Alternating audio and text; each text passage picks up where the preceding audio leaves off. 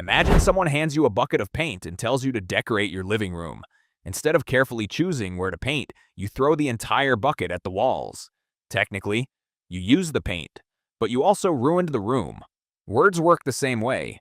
Some people treat conversation like paintball. They fire at everything that moves. Every opinion must be shared. Every argument must be answered. Every silence must be filled.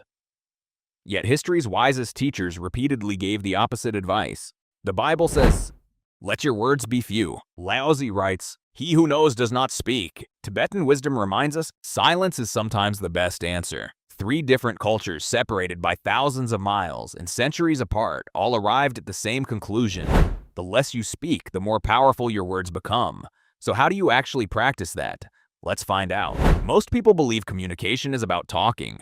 The wisest people know communication begins with listening. Think about every embarrassing thing you've ever said. Chances are, you didn't regret staying quiet. You regretted speaking too soon. Once words leave your mouth, they no longer belong to you. You can't edit them. You can't unsend them. You can't ask everyone within earshot to pretend they never heard them. King Solomon understood this. When he wrote, "Let your words be few," he wasn't telling us to become silent monks. He was warning us against careless speech. Every unnecessary word creates another opportunity for misunderstanding. Laozi took the idea one step further. He wasn't saying knowledgeable people never speak. He meant that truly wise people don't feel the need to constantly prove they're wise. Confidence doesn't shout. It speaks when necessary, then returns to silence. So how can we actually learn to speak less and speak better? Step 1. Pause before you reply. When someone asks a difficult question, don't race to answer. Take a breath. A 3-second pause feels awkward to you, but thoughtful to everyone else. Those few seconds give your emotions time to settle and your brain time to catch up. Many arguments begin because the mouth starts talking before the mind finishes thinking. Step 2. Ask more questions. Instead of preparing your next sentence, become curious. Ask, "What do you mean? Can you explain that? What happened?" People love feeling heard. Ironically, the person who speaks less often becomes the best conversationalist. Why? Because everyone enjoys talking to someone who genuinely listens. Step 3. Don't attend every argument you're invited to. Someone insults you online. A coworker makes an ignorant comment. A stranger insists the earth is secretly ruled by intelligent squirrels. Do you need to respond? Probably not. Silence isn't surrender. It's choosing where your energy belongs. Every argument costs time. Every debate costs attention. Spend those resources wisely. Step 4. Let silence do some work. Most people become uncomfortable after only a few seconds of silence. Then they rush to fill it.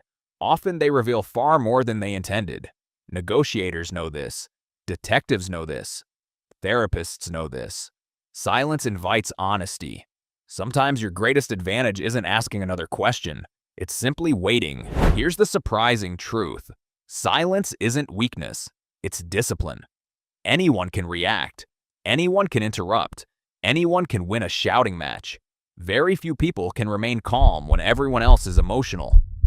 Very few can listen without planning their rebuttal. Very few can walk away from an argument that offers nothing but frustration. That kind of restraint isn't passive, it's strength under control. The loudest voice often demands attention. The quietest mind usually commands respect.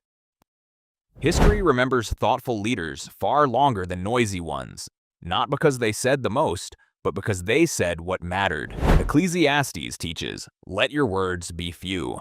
Laozi reminds us, "He who knows does not speak." Tibetan wisdom says, silence is sometimes the best answer.